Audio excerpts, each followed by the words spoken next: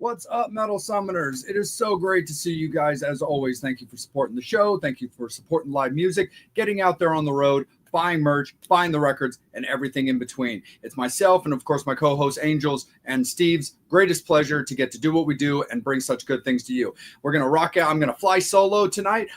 Angel had some obligations for this afternoon interview, and we got Steve taking care of family things. So Metal Summoners, we're going to call this the Metal Jament or whatever you want to call it. But anyway, I'm incredibly honored and very, very excited to have a nice little conversation with actually a friend of mine that goes back to my early stages of getting to do journalism. And we're really excited to talk to him about what's going on right now. But from Red Rain, we've got Sammy Lee, fresh off the road from opening up the LA Gun Store. First and foremost, Sammy, great to see you again, my friend. Welcome to the Metal Summit, and thank you for your time.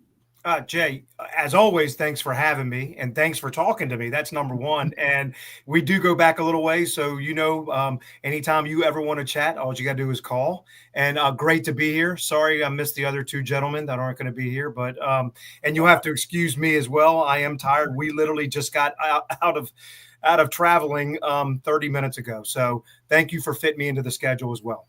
Absolutely, man, for sure. It's an absolute pleasure, and we'll have a little bit of fun. But yes, man, LA Guns, you've got a series of Eastern dates that you've been doing with them. You opened up the tour with them. I believe you'd be two shows now into the shows that you're playing with them, because they just opened up they just started the tour on the 22nd, and you were on that tour, on that show. We were on that show, correct. We have we have 6 shows with them. And we were very excited. I mean, to start the very first show, which was in Warrendale, Pennsylvania. And that was Tuesday night. And then Wednesday night, we were in North Tonawanda, New York, which is right up around the Buffalo area, like Niagara Falls area. Oh, so, nice. Yeah. And 2 wonderful shows. We had a good show.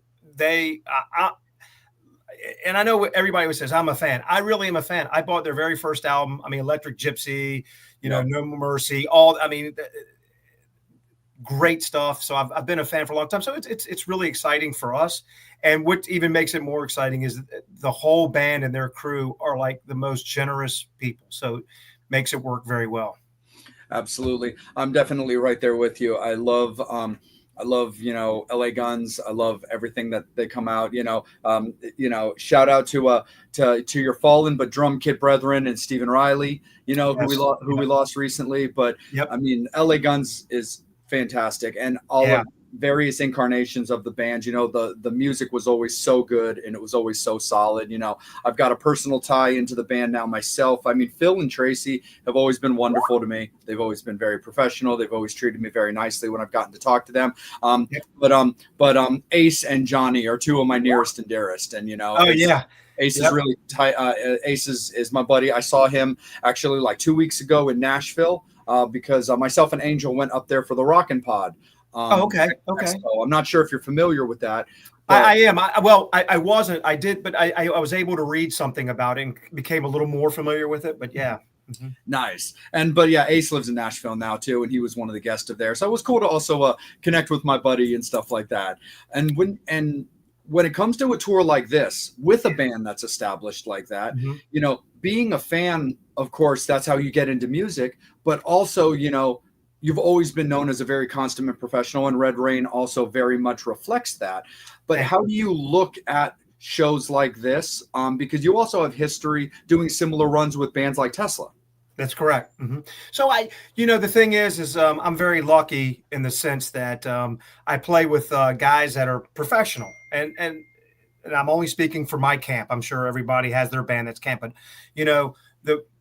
we've been doing it a long time, in and out of local bands, out of local bands, and played some stages. It's surreal when you walk into a venue and a guy or guys or even gal, because we did a show with Lita Ford. So whoever it is, you got to kind of like put the inner child away. You can't be a fanboy. You just got to business as usual and like, hey, how are you doing? And you kind of try to act like you deserve to be there, even though in your heart you're probably like, I probably don't deserve to be here, but you're lucky enough to do it. But if you just keep everything sort of professional and up on the up and up, and I I think, and I don't like to speak for other people, I think they appreciate that more than going, oh man, I'm a big fan. Would you sign this? And stuff. So we try to be as professional and out of the way of look, they're the main meal. We're the salad, we're just, so you have to know your role when you go in those things. And we have been very lucky. So yeah, we've toured with some of the bigger 80s acts, and everybody's been very generous to us. But if you overstep your boundary, those bands will let you know. Absolutely. And you definitely know too that like also those bands, they talk to each other as well. Yes. And Yep. Stuff like that, Yep. like, very much so. A good friend of me who's also been on the show as well, and Brad Lee, who has a large pedigree and history of putting on shows and promoting and stuff like that. He, we were talking about, somebody like, for example, Sullivan Big, who represents some of the biggest bands of the 80s, but that means that a big chunk of those great bands are all under the same umbrella. So yeah, when you do have a band that maybe makes a mistake or does something a little bit, out of character, it sometimes it filters. It filters. It doesn't take a lot if the mistake is great. But and the worst part is, and I didn't mean to cut you off, I'm sorry, but the worst part is, not only do you not want it to get back to that level, but you don't want to get it to the promoter. Yes, because the promoter won't book you back in the venue. So right. So we're very, very mindful of that. So yeah. No, absolutely. But also a cool thing that you guys did leading up to this tour as well is your label Deco. I'm terrible. Deco. I'm terrible at pronouncing things. Deco was running a very cool little promotion with your guys' record and a T-shirt for fans that are aware of the tour or trying to come out, or possibly that can't come out but wanted to support the band and their abilities to get a record and a shirt through Deco. Yeah, very nice. They've been very supportive of us. It's been a really good partnership. So can't say enough about them, Charlie and Bruce. And all the other people over there that have been, supportive and have been spreading the word as well about the tour. So yeah, it's lucky that the only thing is I do a lot of the background work. I do a lot of the back work for the band. So I do that type of work. So I don't get to see everything at the time. I know that, I was sent an email, this is what we're going to do. And I'm like, cool, let's do it. So as well as I do, you've done this long enough talking to bands and upcoming bands or bands that don't have a name that are national, is, anytime anybody can help push you, not only is it much appreciated on our end, but it really does help spread the word of the band. So, we're again, internally grateful for everything. Absolutely. How did you get involved with that label? Was it through like a peer that has history with Deco, or did they reach out to you? Jay, that's a good question because I know the answer. I just want to make sure I'm careful in answering that. Okay, that's fair. But my understanding, I don't know all the inner workings, but some people on our team, I believe, had been talking to Deco, and I think I got this right. So this is not 100%. So I think we're kind of talking to Deco before COVID, when we were still on tour with Tesla and we were playing a lot of shows then. And then COVID hit, and then the talks kind of died down. And then as soon as COVID lifted a little bit, we played it, and then the talks resumed. And so without going too much further, that's how it kind of all came to fruition. And then I can tell you on my end, then we had a couple calls and it just seemed right. So nice. That's it. That's awesome. I wish I could answer that a little better, brother. That's about as good as I can get. No, I definitely understand too. It's labels, it's behind the curtain. It's like Wizard of Oz stuff. Like, pay no attention to that man behind the curtain. Well, it is a little bit like that, but it's not. And I'll tell you why, because I'm not even sure I know every little thing. So, sure. I'm giving you the parts that I know. So absolutely. That's it. So no, I don't want you to think I'm withholding anything. Oh no, not at all, my friend. Absolutely. Yeah. Let's talk a little bit about don't back down. Don't look back. Sorry, don't look back. And because it's been a little while now since that's been out. True. we were just talking about, the giveaways with the record and everything with that. But how is the continued reception of the record been now that it's out? And you've always put out music under Red Rain. You guys have always been very consistent with fresh music for the fans. But having the full album, and the physical LPs, especially with LPs being a thing, which is always so awesome and nostalgic at the same time. But how has it been over the last year or so? It's been really well. The album is well received. I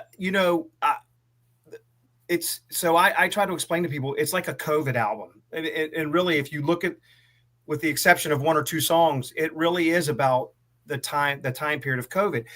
I tell everybody this: COVID, obviously, one of the worst things we've all experienced in our life, and it was such a dark period in time for a lot of people. We all know that. And many people lost loved ones, which is how it's the worst, right? Yeah. But I always say, in the darkest of times, there's always one little flower in the desert, and which is you try to find that bright light. The bright light for us was, as a band, obviously life is different, but as life goes on, as a band, we were able to slow down, and Bubba was able to write and continue to write, because we had just been playing show after show after show before COVID. So the album, he started formulating the ideas, and when everybody could start getting back together, we got the ideas together, and then we got with our producer, and that's how the album came. But most of the songs are really written about COVID. Don't Look Back really was a song that, and I'll just go over a couple with you, but Don't Look Back is a song that, kind of pre-COVID, like, hey man, I had a good life, but I made some mistakes, and you know what, maybe I can turn it, or once COVID does this, I'll be able to do this and that. I'm not going to look back at what's going on. That's kind of a reflection on your life. And then we did a really, which I think is a very important song. It ended up being very important, called Here I Am. And it's really about mental health issues. And there were so many people, as we all know, that struggled through the loneliness and not able to, be around people. There was no social life for anybody. And it's unfortunately, it's about, people who don't feel like there's any light there anymore, and hit that final decision, which is god awful in itself. I'm not in that mind frame, but so Here I Am is a song about somebody who gets very dark in their life, and we hope that they don't go that choice, which we all know what it is. And please reach out to a friend, so that it's Here I Am as a friend to help you. Then we have a song called Bury Me Up to My Eyes, which is somebody looking through life through a mask now, because everybody had to wear a mask. So a lot of this was sort of COVID driven album. The words are pretty meaningful if you really sit and listen to them. Bubba really did an unbelievable job. Brings it in. Stevie put his touch on it. Larry put his touch on it. I don't do any writing. I'm okay with that. And I don't do any singing, so that everybody's okay with that. And then, like I said, we got to our producer, who is David Ivory, and he put his touches on it. And I'll be honest with you. I mean, listen, I'm biased, but a lot of the feedback we're getting is it's just a great album, and it really is, lyrically and musically. No, absolutely. Like the you've got the video, you've got the video out, for Don't Look Back, which has got a little bit of familiarity guitar wise from somebody who we all grew up enjoying. And so how did the opportunity to work with George come about? So so it's a long story. I'll shorten it. Years ago, when Bubba and I were in another band. So Bubba's the lead. So I don't know if everybody knows the players. I'll tell them. Bubba McMichael is our lead singer and rhythm, and plays a little lead. Stevie Shred is our lead guitarist, backup vocals, and Larry Moore is our bass player, backup vocals. So Bubba and I were in another band, and years ago, and somebody had come to a show, because we also played originals back then, and said, hey, you got to call this guy. Now I'm talking in the 90s. Yeah. So I met this guy who had a one night show up in Cleveland, radio show, and it was called the Classic Metal Show. I don't know if you've heard of him or not, but a guy named definitely sounds familiar. Yeah, a guy named Wendell Neely and Chris Aiken run the show. Oh, Wendell and Chris. Okay, yeah. And I've known Neely, and Neely and I. So I sent him this thing. So I'm going to hurry this up because it's a long story. But I sent him, and he actually responded, and we ended up talking. And for 15, 20 years, we spoke once a week. We became really good friends until he finally came to see one of the Tesla shows in this area, but that's a whole other story. But Neely and Chris have a very, very close and personal connection to Dokken. And so when COVID hit and everything shut down, and the band was going through a little bit of a turmoil then, we didn't know where to go, what to do. I was talking to Neely, and I was trying to figure, look, we have this music ready to go. Do I get a guest star on there, or do we do a cover? Well, I'm not big in doing covers. This is an all original band. And after talking to a couple people on our team, and Neely's like, no. And so I said, so I was trying to broach the subject. I know George, and and because Don and Neil and Neely are very, very close. And so I said, we need a guest guitarist. George would be really good. And he said, done. That's all I had to say. And Neely really came through for us. Oh, wow. And that's how we got George Lynch. And and the song turned out better than I ever thought it was. I knew it was going to turn out great. But I think we really captured the classic George Lynch. Yeah, you definitely did, for sure. I love the fact that also you hate doing covers. We're an original band, because from what I know about you from our relationship over quite a while now, and if anybody who's just familiar with you on socials, because your profile picture has not changed, and I think ever. There's not a small part of you that wants to do like a Red Rain Van Halen song. You know what? That's funny. I don't. And we thought about it. I came up with this kind of medley of, the Van Halen version of "You Really Got Me," mm-hmm. and in the middle part when it kind of hits that, that little break, and the drums, and then you go into "Somebody Get Me a Doctor." So you kind of go in there and you do a couple bars of that, and then you go right, and then you close out with, it just didn't work. And it's not, it's just not what we do. I had played in cover bands, all the guys did, and some of them still kind of liked it, and that's cool. I didn't. I wanted to put out my own music. I got tired of going out and people saying, there's no good music out there. There is a shitload of good music out there. I don't know if I can say that. I apologize. Oh, no, you're super good. Yep. Okay, cool. It's so much out there. It's some really good bands. And I try to tell people, go listen to them. I mean, you don't have to listen to us. Go listen. But there are so many good original bands and good original music that, everybody's trying to capture. And I'll tell you this, everybody's trying to capture that, lightning in a bottle by doing a cover. Now that sounds funny coming from me, because my favorite band did covers, but but I didn't want to do that. So I always tell people I wanted to live and die by my own sword. Yeah. And luckily it's worked so far. We got lucky. No, absolutely. And it's funny. Angel and I have had this conversation multiple times, and we were actually messaging our little group chat with Steve the other day and having this kind of conversation again, where as much as I love rock and metal music, and it's always going to be my favorite and preferred genre, I'm cool with many other genres, but like I need heavy guitars in my life. Right. One of my biggest problems I have always felt is that we are some of our own worst gatekeepers when it comes to new music, bands getting out there, exposure. And one of the things is because I do feel that the epic bands don't do enough to bring up the next generations and things. Right. And it does happen though, but I don't think it happens enough. And, the example that I've been using, and I'm not knocking them because I love Kiss, but I saw Kiss's final tour. They played Baltimore. It was the very last non-New York show was in Baltimore. And they were great. The opening band was a band called Amber Wild. Very young band, had only actually been together since January. And this show was, I think it was October, November, something like that. Anyway, They were great, completely tight, great sound, great look, great visuals. That's Evan Stanley's band. Yep. And if anybody, I was going to say, I thought that sounded a little familiar. Yeah. And if anybody who's not familiar with who Evan Stanley is, that would be Paul Stanley's son. Now, here's the thing. The band was great. And I saw Evan back with the Dives, his old band. So I know how good Evan is. I saw them play Ram's Head Live, which you played with Tesla.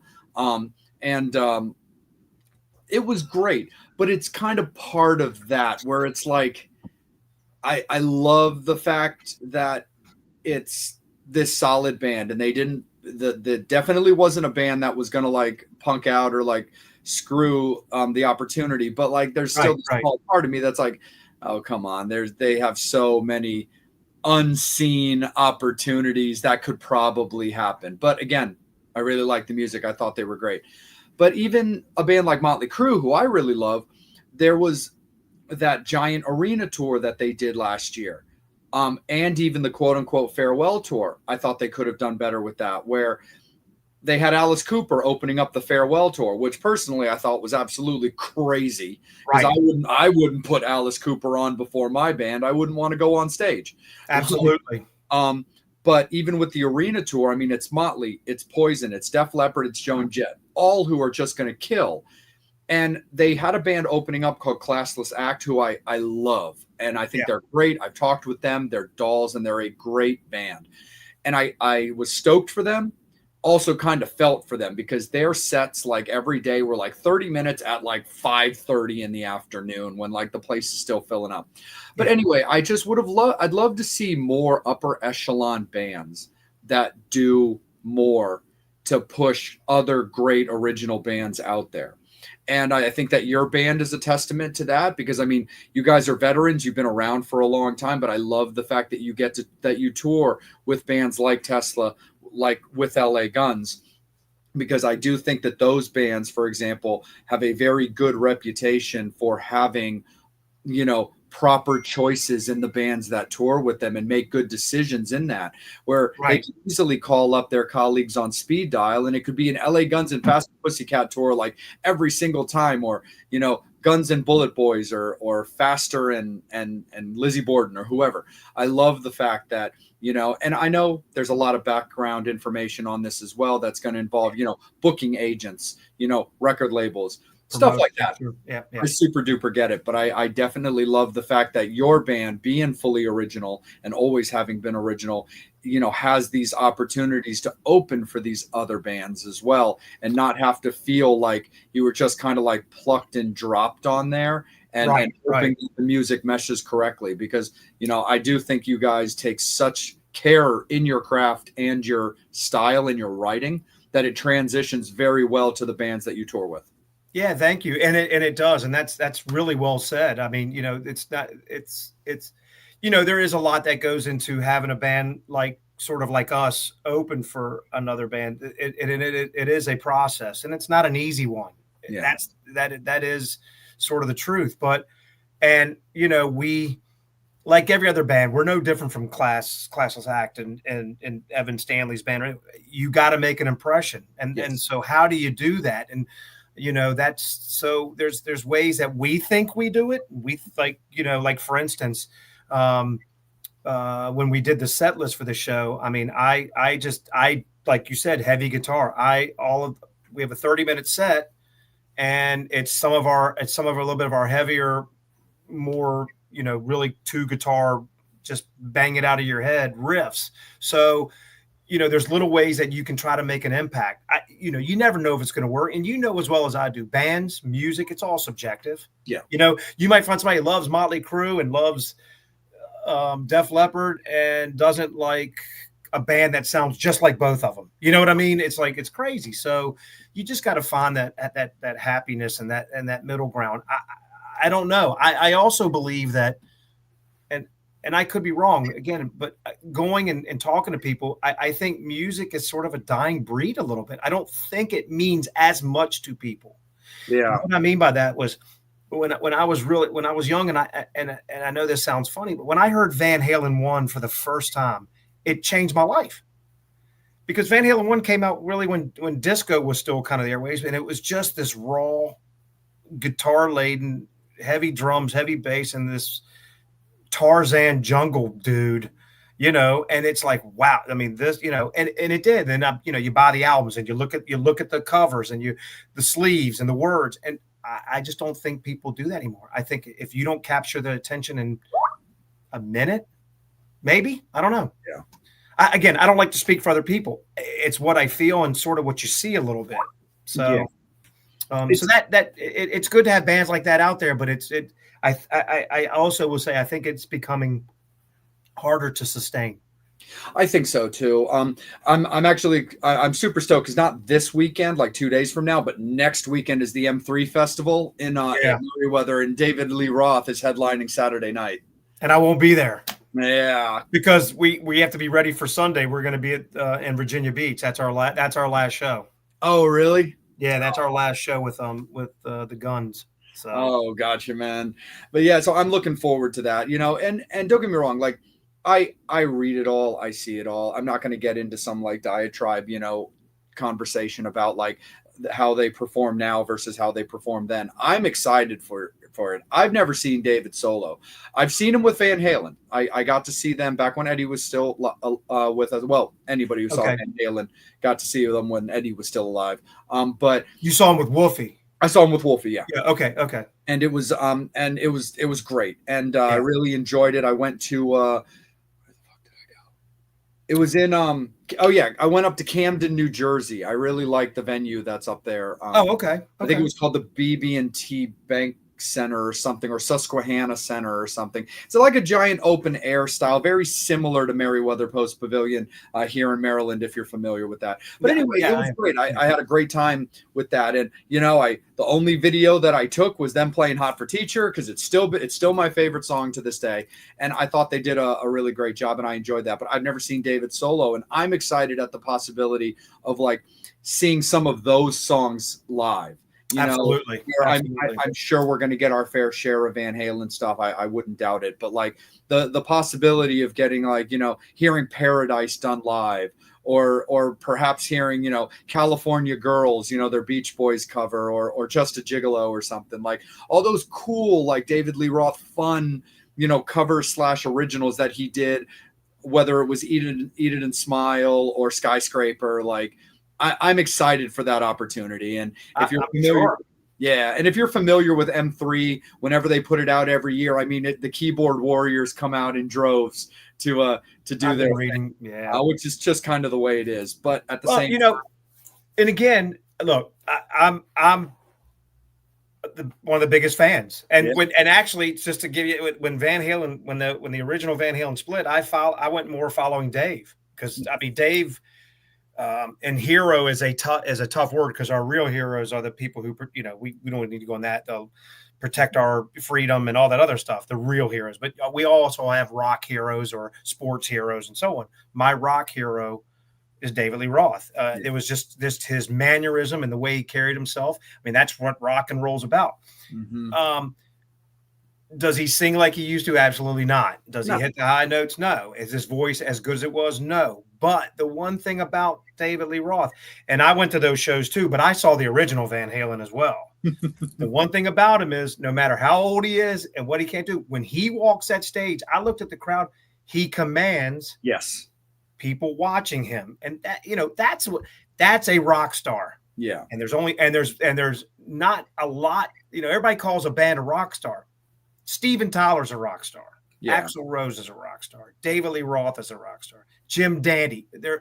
You could probably name 30 real guys that just command that attention. Yeah, for me, it's Glenn Danzig. There you go. For you, Glenn Danzig. Sure. That's my again, I love Typo Negative and Motley Crue and all that stuff. But like that guy that just commands, has a presence that is there. I've always been such a huge like Danzig nerd. Like a little mini thing from when we were in Nashville, I was so excited because one of the guests they brought in was Erie Vaughn, Sam Hamm, and Danzig's original bass player. So I was that was my ability to really like nerd out a little bit. And like a small little thing I'll throw at you as well before we wrap things up, because I want to be respectful of your time with us, is I was always kind of the same way when it came to like that front man style when it came to Van Halen. Like when it came to the solo material, I was actually a slightly bigger Sammy fan than I was a fan of David when it came to solo. It's not because I didn't think the David stuff was great. It was like Sammy was already this established solo guy, but with like a style, where with David, outside of Van Halen, I felt like he was very still Van Halen-esque in the way that he portrayed himself, which is by no means a bad thing. But I do feel that Sammy solo gave you a different type of show and persona than you than when he was in Van Halen. Because again, as established as he was coming into a pre-established, big band Yeah, and big stuff. band, sure. But when it came to Van Halen, David's who I need, David's who I want. That is my preferred. Sammy has great songs that I can sing every lyric to. Right. But yeah, I mean, David's the guy. David is the way. But Sammy, let me kick it over to you, my friend, because the one thing I definitely want to make sure that we take time to do is let everybody know when Red Rain is getting back out there with LA Guns, and please let them know where the band can be found for not only tour dates, merch, as well as the music. I will. Thank you. And again, I'm sorry I just want to apologize for having to move this. Because like I said, for people who don't know, we literally just got back in town from the North Tonawanda, Buffalo area gig. And I haven't even changed from my driving clothes. So I apologize. But we're back in Richmond now. And because they had a couple other shows that were pre-done. So we picked the tour back up Tuesday night. And that is the 29th. Ram's Head on stage, which I'm pretty sure we're going to be seeing you there. Is that correct? I'm going to try to get out there. Chip has taken care of me. I might have a conflict. I just need to tweak it a little bit. I'm going to be at the gun show in Pennsylvania on Sunday because I definitely had a clearance there, and I wanted to make sure I got out to the tour to support the guys no matter what. I'm still playing around with Tuesday, but I'm hoping to see you for sure. Well, we hope to see you. That. So then we that's where we'll be in Annapolis the Tuesday the 29th, and then Wednesday the 30th we're at Ardmore, Pennsylvania, the Ardmore Music Hall. And then we come back down to Leesburg, Virginia, at the Tally Ho, which is May 1st. Then we come back to Richmond for that Friday, Saturday, and then we end the tour in Virginia Beach at Elevation 27 with LA Guns. You can find us, Red Rain, REDREIGN band.com. And we're on every downloadable site. And I don't know all of them, but I can give you of course, the big ones, which is Apple, Spotify, Google, Amazon. I know there's other downloadable sites. We're everywhere. If you look at, we're also on YouTube. We have videos put out. And we're also with Deco Entertainment. So we have a merch site there. So if you go to merch, you just go through Deco. That's through them. And if you want to come out and check the band out, we would really appreciate it. And, listen, I always tell everybody the same thing. You may not like our music. We just ask you to give it a try. And if not us, another band out there who's doing original music and is trying to keep rock and roll alive. Now, before I go, I do want to say this. Obviously, thank you so much for having me. You and I go back away, and anytime you ever want to talk, I'd love to. Absolutely. My time is a little short today, and I apologize for that. But I do want to say, I don't want to mislead people. Red Rain is a hard melodic rock band. We have been thrown into this heavy metal genre. And I think when people think of heavy metal, and again, I could be wrong, more Metallica, a little heavier. We're not that heavy. We call ourselves an American rock and roll band. More on the lines of an AC/DC, a little more straight line, more stuff. We do have heavy songs, but I want people to understand that because we do have a picture that looks like, we're kind of in leather jackets and stuff like that. And it looks really heavy metal. I just want to make it out there. I don't want to mislead anybody. So I like to tell people that. No, absolutely, my friend. For any fans that are able to catch the LA Guns tour on the gigs that you guys will be playing with them, will you also have merch available at the shows for them to buy? Merch is available, and what we do is if anybody, which we're lucky enough if somebody actually wants to talk to us, but what we do is we take our equipment off the stage, we go to our merch table, and anybody wants to come say hi is welcome to come say hi. They don't have to buy anything. Just come tell us how they like the show or tell us what they didn't like about the show. I don't have an ego. The guys don't have an ego that, hey, man, you guys suck. We're not going to fight you. That's your opinion. Again, music is subjective, and everybody has an opinion. I'm okay with that. As long as you give it a shot, a real shot. So absolutely. That's my word. 100%. Sammy, my dear friend, thank you so much for a little bit of your time, man. And the one thing that we always end the show with as well is we always want to make sure that you enjoyed yourself, you had a good time. Most importantly, you felt respected, you enjoyed the questions that were asked, and you felt that in any way, shape, or form, your time on the show was beneficial to yourself and the continued success of Red Rain. Jay, I could do this hours with you, man. I mean, we're bros that go back a couple years. So, and again, I feel bad. I'd stay on longer, but when I say I literally drove in a half an hour and just had to get everything ready. And so I would love to come back and talk more, and maybe with the other guys, and we can go as long as you want. Everything was fine, dude. Awesome.